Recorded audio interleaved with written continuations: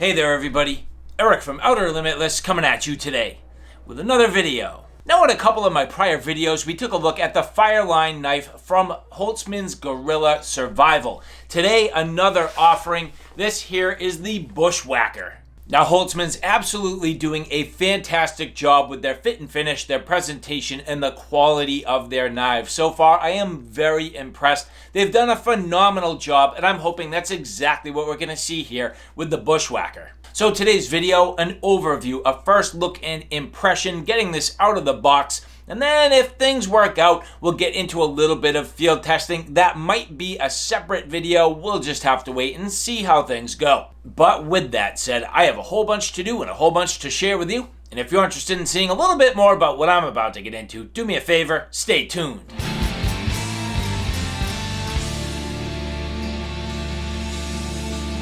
Before we get too far, I would like to say thank you very much to the people at Holtzman's Gorilla Survival who did provide this for review.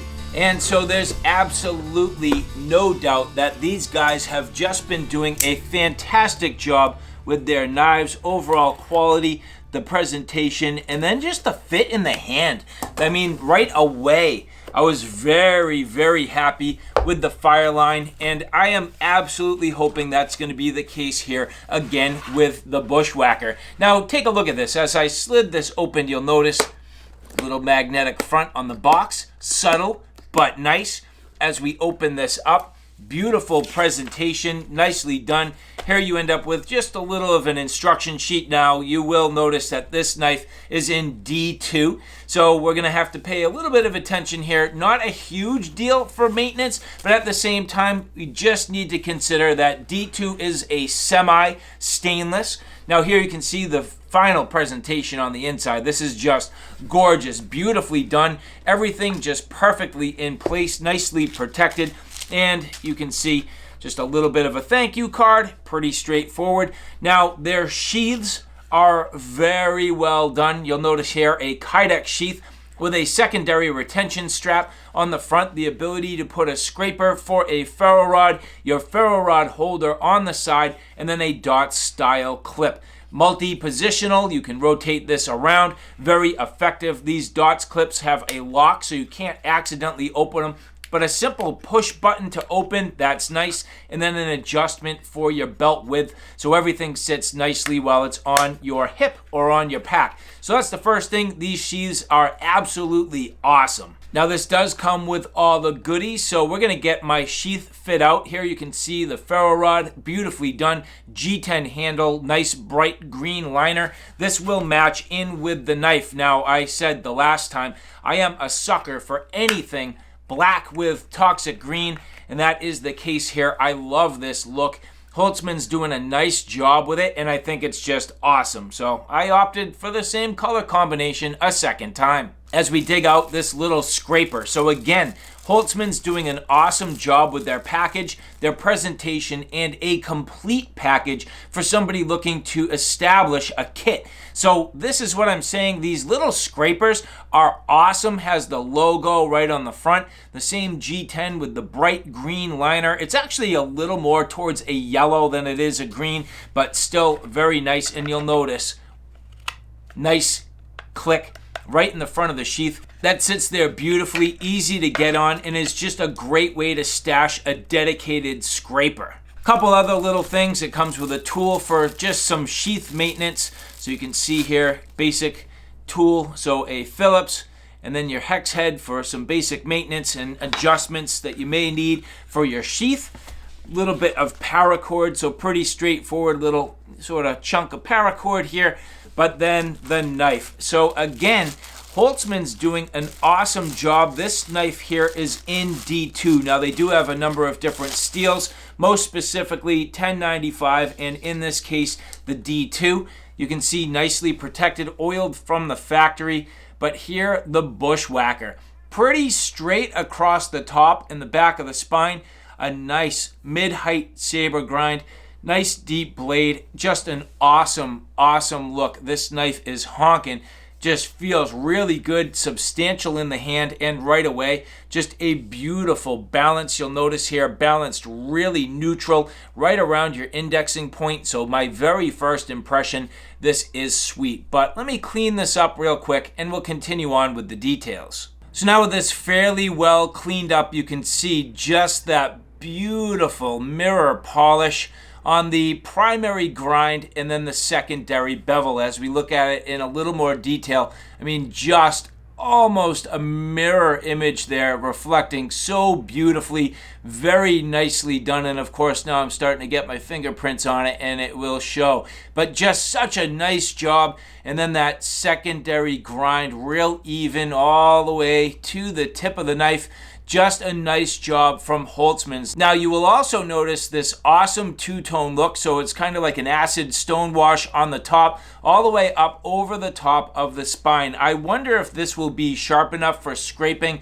That is one thing that I found with the Fireline. I wish it was just a little more squared off for scraping and for striking the ferro rod. You do get the dedicated scraper, but having the ability with my wilderness survival blades to do all the work, that would be key. Now in terms of the handle, again, G10, 3 bolts going across to hold on the scales, nicely married and fairly flush, very, very close to perfectly flush to the tang of the knife, with a subtle exposed pommel here and then into a lanyard hole. I do like that's fully rounded out because I will be able to reach over the top for some stabbing tasks, but the handle is long enough that I will probably go further down into the guard with a full hammer grip for those stabbing tasks. Now you do have a nice size guard wrapped in the G10, so that's going to be comfortable on your hands, both for stabbing tasks in a plunge, but also reverse grip. So that's going to work out very well. A nice swell in the handle,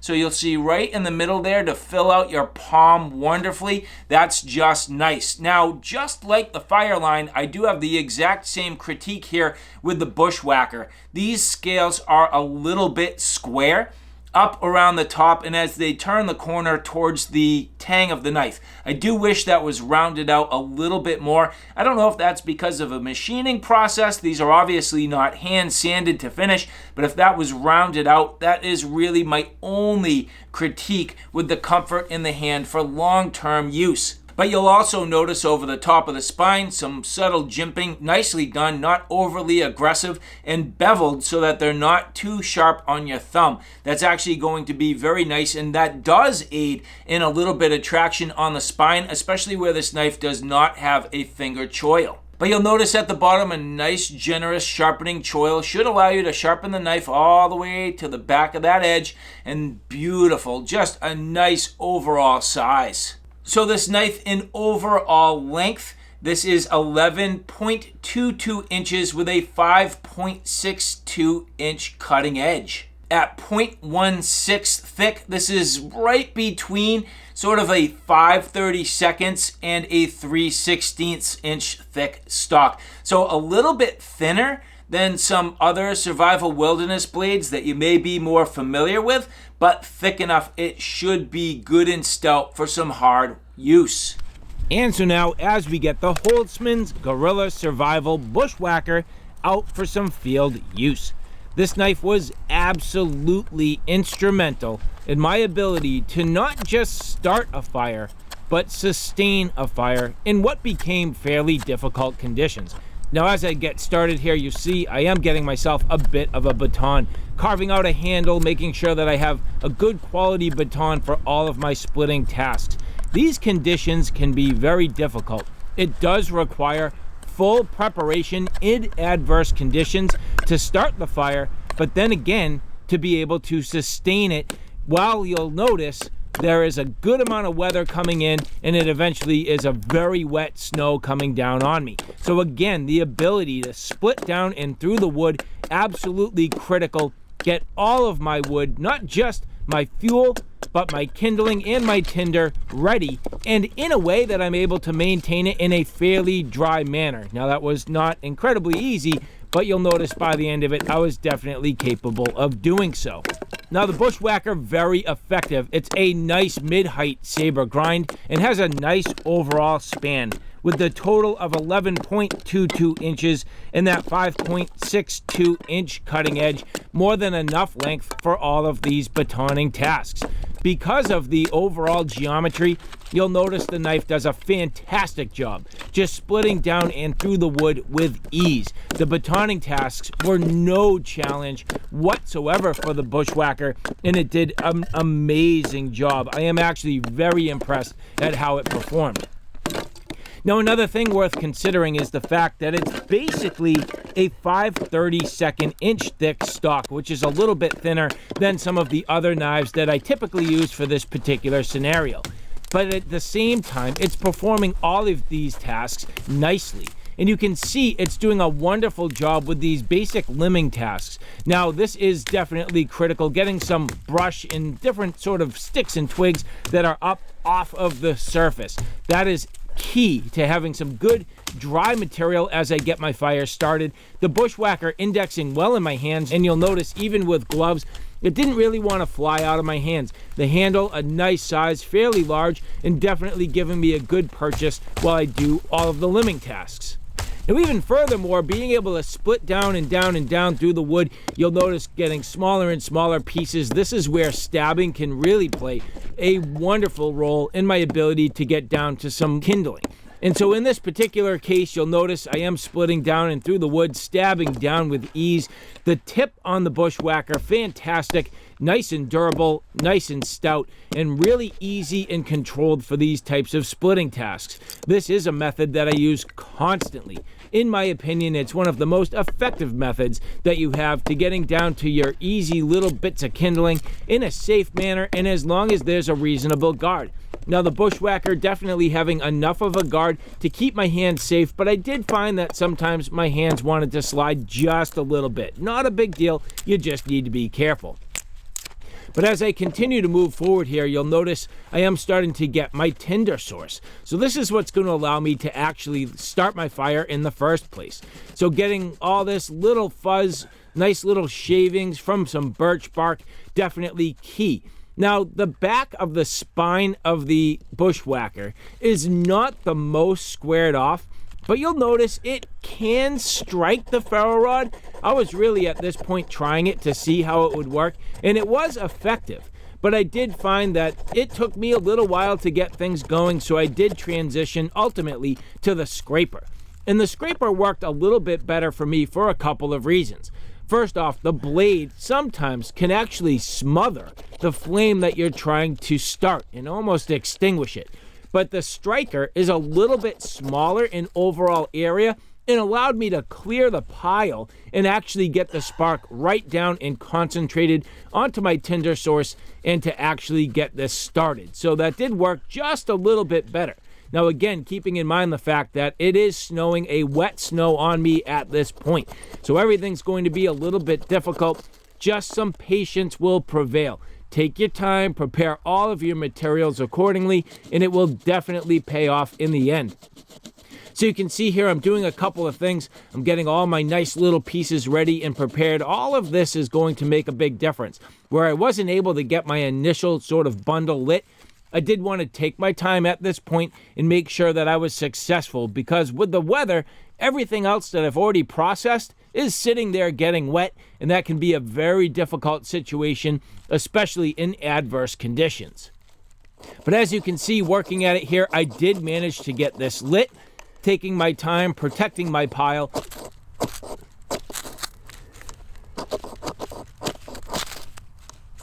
And now I have a good quality flame. At this point, transitioning to my fire lay and getting everything underway. Now, again, I will say, it's one thing to start the fire. Starting the fire is difficult enough, but I was definitely successful. But at this point, the key is to not be complacent. Just because this fire got started doesn't mean I'm done.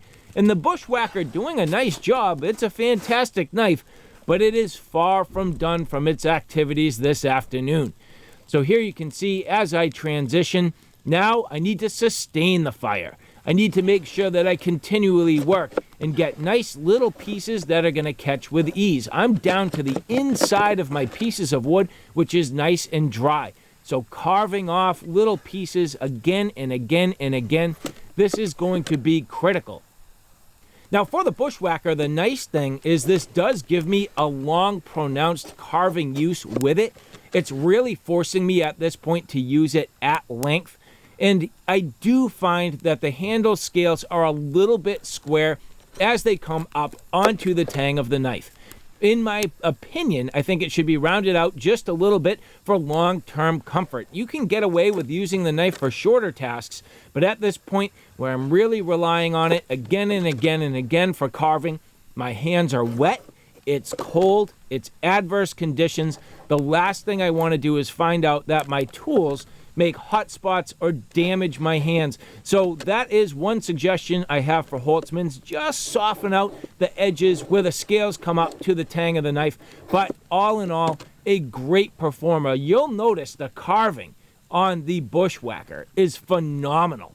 The overall geometry working very well. That mid-height saber grind, very effective. And with the fact that it's a 5/32 inch thick stock, it's pretty thin behind the edge, but at the same time, still durable enough. And even after all of this work, you'll notice that the D2 holding up nicely.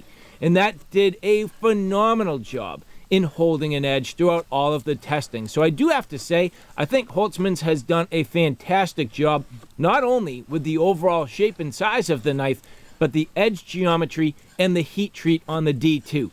So a very nice knife. Awesome ergonomics overall, with a little bit of refinements that could easily be made by the user. Even if Holtzman's did not make the adjustment on the scales, it's something that could easily be sanded down in a mere matter of minutes by the user. And that, again, in my opinion, is just my own personal preference. But as you take a look here, getting some nice, fine, and refined curls, this is critical in helping me sustain this fire. You'll notice the snow coming down fairly heavy. Now I am leaning over the work for a couple of reasons. First is my overall positioning while I use the tool, but second, it's helping me to block some of the snow that's coming down and actually getting my little bits of tinder and kindling wet. So I'm kind of dual purpose here, trying to really preserve my fire, preserve my materials, and work down over the surface to get myself some good quality curls, and at this point really help build my fire, get it stronger, and to the point where it's hot enough that it's actually going to melt some of the snow before the snow hits the fire. Now keep in mind the fact that also all of my wood that I used was stored outside, it was found outside, and in that regard, I need to constantly get down to all the dry material. So there is some moisture coming off of the fire. It's hissing, it's popping. It's not the driest. So my processing and diligence, staying on top of this, is absolutely critical. So again, the Holtzman's Guerrilla Survival Bushwhacker doing a fantastic job. Absolutely awesome all the way around. I do have to say, between the knife and the sheath, the overall system, the ferro rod, and the fact that it comes with the scraper, very, very nicely done. And you'll see here, I was very successful. Not just starting my fire in adverse conditions, but more importantly, when it comes down to it, being able to sustain it for your survival situation. And so, all right, guys, there you have it. A look at the Holtzman's Guerrilla Survival Bushwhacker. Absolutely instrumental in my ability to get this fire not only started, but sustained. As I said, I'm not just in business to start a fire. If I was, I'd simply be a pyro. But as an outdoorsman, as somebody who enjoys bushcraft and kind of surviving in the outdoors, I not only need to be able to start my fire, but sustain it, and the Bushwhacker was absolutely awesome for that. Now again, back to one of my comments earlier on, I do find that these handle slabs are just a little bit square as they come up onto the tang of the knife after that prolonged use, and especially for the carving, as I was trying to get this fire up to temperature, it did start to wear on my hands. Gloves would absolutely take care of that, or just simply kissing the edges over with a little bit of sandpaper, something that I could certainly do myself. But just a suggestion to the people at Holtzman's Guerrilla, just to soften that top edge underneath where you're kind of gripping. I think it would go a long way, but all in all, a fantastic knife. good overall capabilities, beautiful design, and just another successful knife in the lineup from Holtzman's Gorilla Survival. And so again, I would like to say thank you very much to the people at Holtzman's Gorilla who did provide this for review, and for the rest of you, if you like this content, do me a favor, take a look at my Outer Limitless 2 channel, which is more on the tactical and firearm side of things. At this point, that channel is growing quickly. I have a ton of videos up there, so if you like what you see here on Outer Limitless, do me a favor and check me out on Outer Limitless 2. So alright guys, thanks for stopping by. I hope you like what you saw. I hope you found it a little bit informative. If you like what you saw, please like, share, and subscribe. And as always, thanks for stopping by. Take care now. I'll see you soon.